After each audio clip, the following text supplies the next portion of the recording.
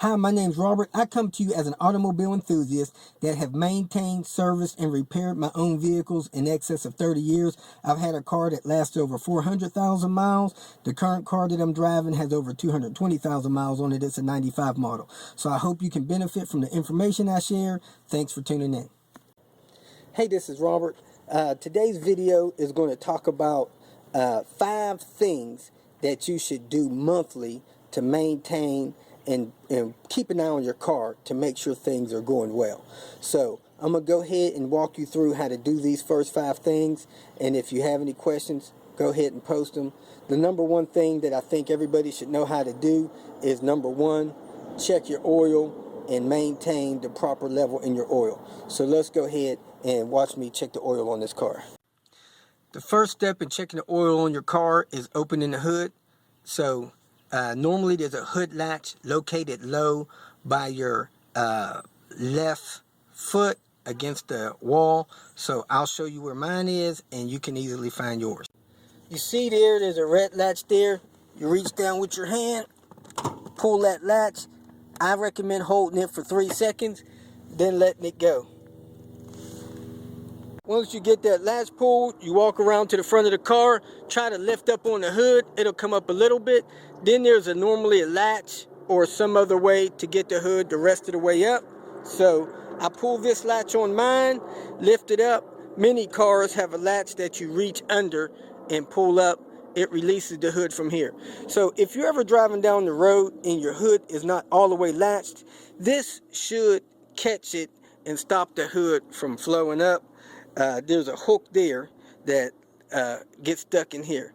Now, as far as your oil is concerned, here's your oil dipstick. 9 times out of 10, it's red. It's normally the closest thing to you. Some of the newer cars, it's orange. Red or orange is normally the color you're looking for. Transmission dipsticks are normally yellow. So if you look down there, you can see the yellow dipstick, but that's not what we're doing. We're checking the oil. So once you get your oil dipstick, you pull it up and out of the hole. Then you want to wipe the oil off of the tip of the stick. So you get you a paper towel or napkin, wipe down the stick. I normally come the whole way back and back down. Then I stick the dipstick back into the hole. I pull it out quickly, and what you want to do is read the oil on the stick. Now, if you look at my stick here, you see that kind of rough area in the middle of at the tip of the stick. Now, mine is currently reading 1 quart low. I've been driving a couple thousand miles since my last oil change, so it's time for me to add oil. It's not real good that it's already lost a quart, but I actually think I have a small oil leak somewhere, so I'm going to go ahead and add oil. So I'll put the stick back in the hole. I'll open up the oil cap, and on the cap, you can actually normally see what type of oil it takes. Now, my cap tells me to see the owner's manual, but most of your newer cars will actually have the weight of the oil. Mine takes 10W30, and most of the other cars nowadays, they'll take lighter weight oil. So I'm going to go ahead and get the oil out of my back of my car so I can add some. Okay, here we go. We have my spare quart of oil, and I always recommend people keep a spare quart. I'm using high mileage 10W30 because my car is in excess of 10 years old and I have over 200,000 miles on it. So you want to take the oil and go ahead and pour it in there. This is almost a quart and I was about a quart low. So I just pour it in there, leave that sitting there for a few seconds, and then I go ahead and close the oil cap back up. Try not to spill any around on the motor. If you do, go ahead and wipe it off. So I'll let that sit there for a minute or two, and then I'll recheck the level on my dipstick after I've given that time to drain down in the motor. Push the dipstick back all the way in, pull it back up, and if you see on the dipstick, it's already coming up. It's reading about a half a quart low. So I'll let that oil settle in there for 5 minutes and check it again, and go ahead and call that a day for making sure my oil's topped off. Now, when you check your oil, you always want to make sure it's between that minimum and maximum mark. It's even better if you keep it between the maximum mark and the half low mark. I've seen several cars lately where it's above the full mark. That's not good. It can cause problems with pushing seals out. So you never want to overfill it, but you want to keep it between the half and the full mark to make sure that your engine has all the oil it needs. The next thing we're going to check here is your coolant level, and most of your cars nowadays have a coolant reservoir overfill bottle, and that's where you want to check that at.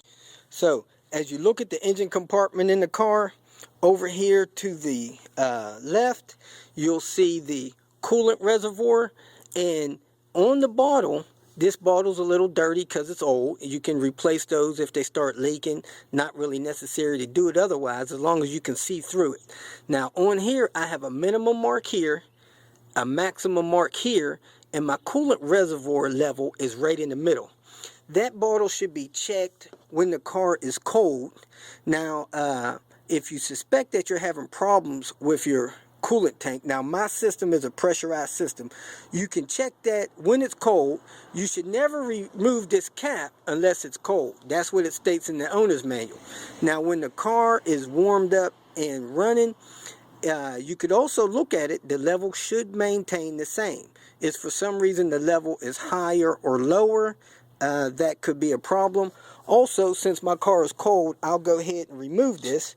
Now if you look in this thing and the stuff in there looks like it's contaminated with oil, or it looks like chocolate milk, it may be that you have a problem.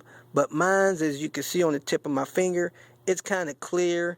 It's got a bluish green tint to it, which is the proper coolant fluid for the Volvo.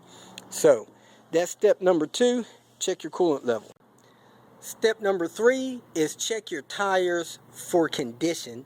And then you want to make sure that your tires are not wearing unevenly and that there's nothing sticking out of them like nails or belts or things like that. So what you want to do, you want to look at your tires, make sure that they have tread.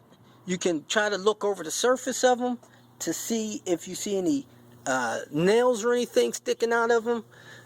These are kind of hard to see because they sit a little low. The car sits low when it's sitting, but you can walk behind there. You can see that that tire has decent tread. I walk around this side. I want to look under there as well. And you can kind of do this each and every day as you get out of the car. Make it a habit of looking at your tires. Make sure that they don't look like they're bald or that they have things sticking out of them. Now, I'm a little bit concerned with this tire here.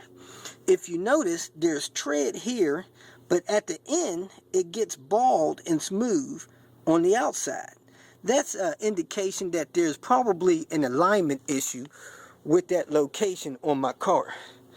So I might want to get my alignment checked because tires are expensive and you don't want to spend too much. Now see here, this tire is doing a little better, and I also may have a little bit of issue with my tire pressure. So I checked the oil, I checked the coolant level, I checked my tires for condition. Now we're going to go ahead and check our tire pressure to make sure it's fine.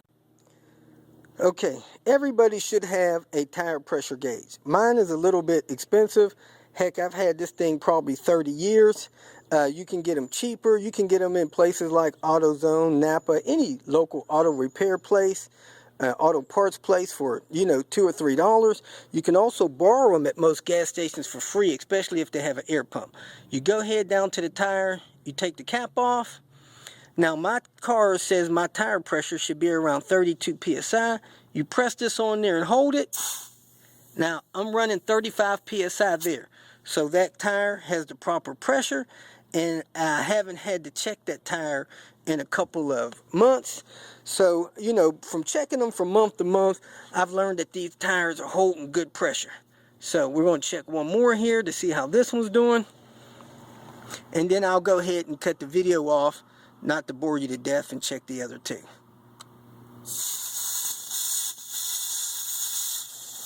That one, a little hard to check it with the awkward angle, but that one looks like it's right about 34 psi. Yeah, that one's about 34, 35 as well. I went on ahead and checked those other two tires. The front one had 35 psi, the back one had 32, which is not low, but I'm gonna go ahead and put a couple more pounds in that back one. So I've checked my oil, I've checked my coolant level, I've checked my condition of my tires, and I've checked my tire pressure.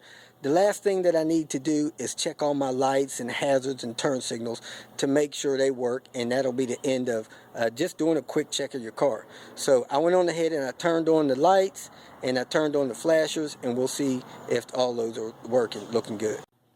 Starting here at the front, you can see that the flashers are working. The headlights appear to be on. I have actually a side marker light to help people beside me see my turn signal. That's working fine. I go behind here, and it's hard to see, but both of my brake lights are working on this side. My flash is working up high.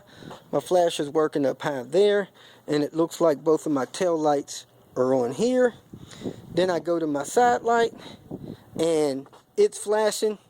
When my car is running, I also have the lights inside there working, and if the bulb is out, you'll get this little bulb indicator light here that's light up.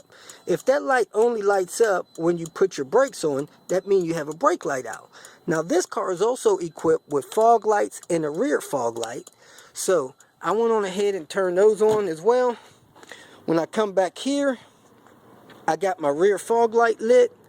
It actually looks like a brake light, only on one side. The other side should not have that lit.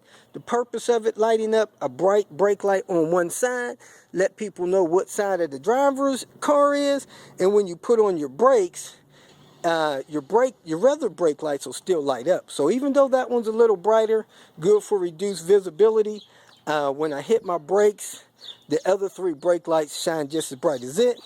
Then I come here and I see that my fog light is on this side, my fog light is on that side, and that's good for reduced visibility. So all of my lights are working well. So that's all it pretty much takes to make sure that the car is in good shape to keep driving until your next service. Now, of course, your next service will be when you take your car in to have the oil change, and a lot of oil change places will check other things like your transmission fluid and a lot of other things. Some of the oil change places, they're really inexpensive to get your oil change done there, and that's because they hope to plan to likely sell you upsell you on some service, either repairing something that they find broken or changing your air filter or something like that. But you want to refer to your owner's manual for what else you should do to your car, you know, quarterly, semi-annually, or annually. So thanks again for tuning in to the video. I hope you got something out of it. If you feel that this information was beneficial, please like it and share it with your social media friends. Go ahead and subscribe to my page so you will get notification of future videos that I post. You can feel free to visit my website, robertspinner.com, post questions, and thanks again for watching.